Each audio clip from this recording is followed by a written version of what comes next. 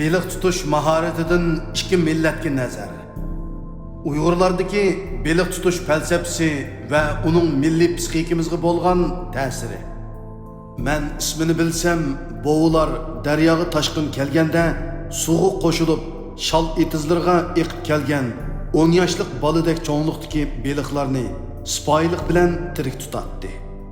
Hatto uyga kelgandimi, texchi piltonlab turgan beliqqa ish og'ritib, uni yana bir mezgil so'g'uq qondiratdi. Ondan uning jinini siliq chiqarib kavob qilatdi. Keyincha Xitoylar kelgandan keyin oldi bilan yuqori eqindagi beliqlarning nasli qurib ketdi. Ondan keyin Xitoylar shal etizlaridagi paqalarni yeb tugatgandan keyin har qaysi eriq o'stan va daryo ko'llarda ochko'zlik bilan beliq tutishga boshladi. Mening bilishimcha, ular nihoyat razil va texnikalik usulni qo'llandi. Eriqning bosh eqiniga dori to'kib, ondan oxirgi eqinidan hamma beliqlarni supurib, talto'kis naslini quritish, tok orqali hushsizlantirib, hamma beliqlarni chala qo'ymay tutish Xitoylarga odatdagi ish hisoblanadi. 1980-yillardan keyin sanoatda taraqqiy qilishga boshlagan Xitoylar muhit bulg'anishini qilchi nazarga olmay, bir tarafdan to'xtamay, Lopnorda eg'ir va zaharlik yadro bombalarini sinab qilib, Tarim va Jo'ng'ar vodisidagi xalqimizni havodan zaharlasa, yana bir tarafdan eg'ir muhit bulg'ab, ekologiyalik tangponlikni eg'ir darajada bulg'aydigan ximiyalik dehqonchilik dorilarini ko'plab ishlab chiqarib, vatanimizdagi suv manbalari va shalliq etizlarini zaharlab, beliqlar va paqalarning naslini quritib tashladi. Shuning bilan uyimizning oldidan eqib o'tadigan eriqlarda beliqlar ko'rinmas bo'ldi. Sazliqlarda paqalarning kurkurashlari anglanmas bo'ldi. Oqibat beliq tutish faqat maxsus sun'iy usulda tayyor qilingan tijorat xarakterdagi ko'llardala mumkin ishga aylanib qoldi.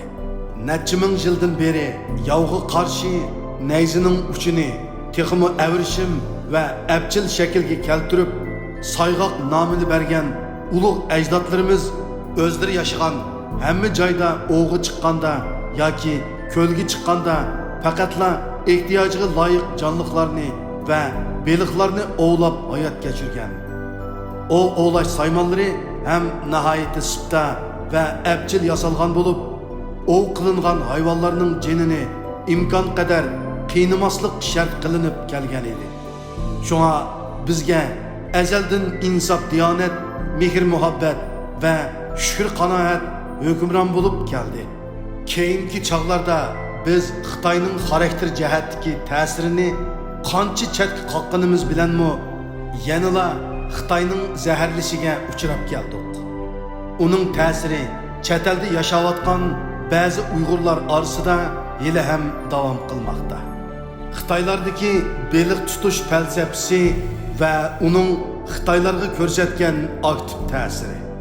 Fulg'i cho'qinishda Yahudi olimlarini cho'chitgan, tez ko'payishda dangliq olim Einsteinni ansratgan Xitoylar tarixdan buyon hiylagarlik va qulluq bilan jon saqlab kelgashga, bu xil razil xarakter ularning psixikasiga, hatto ular bilan munosabatlik har qanday shaylarga qattiq ta'sir ko'rsatgan.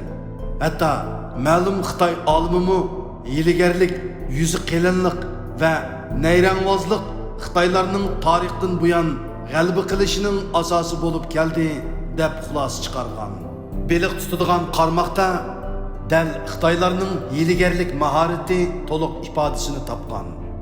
Suvni leyitib beliq tutish Xitoylarning nihoyat tipik bir milliy psixikasi. Ular qarmoqlarining o'tkir ilmikiga mazzilik yamchuq sanchib qo'yib, beliqlarni o'z oyiqi bilan qarmoqqa ilinishga majbur qiladi. To'limi afsus, biz 70 yildan beri mushu taktika bilan ovlanib ketib boramiz. Sukutda turishda shu qadar savrchan Xitoylar beliq yamchuqni tishlagan zaman birdilla harakatga kelib, beliqni suvda bir pas qattiq hordurib, ondan asta tartib to'rg'a tushirdi.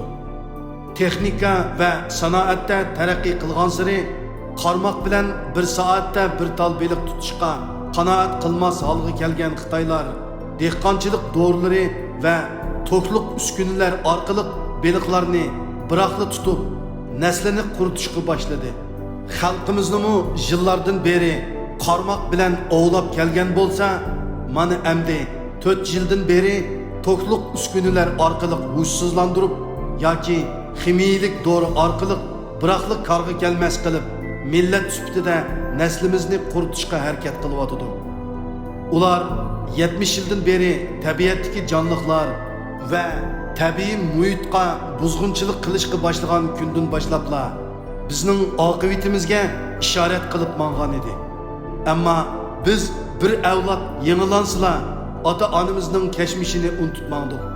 Beliqning asli tutish qobiliyati 3 sekund bo'lib, u bir qarmoqdan qutulib qolsa-mu, yanala 3 sekunddan keyin bu qismatini unutib, qayta yamchiqni tishlab ovlanib ketadi. Ba'zi Uyg'urlardagi birdamdala dushmanning qilmishini unutib qoladigan, butun falokat va balo qazoning sababini millat uchun badal to'lagan odamlardan izlaydigan xarakter bizga ashu beliqlarning oqibatini eslatmamdi.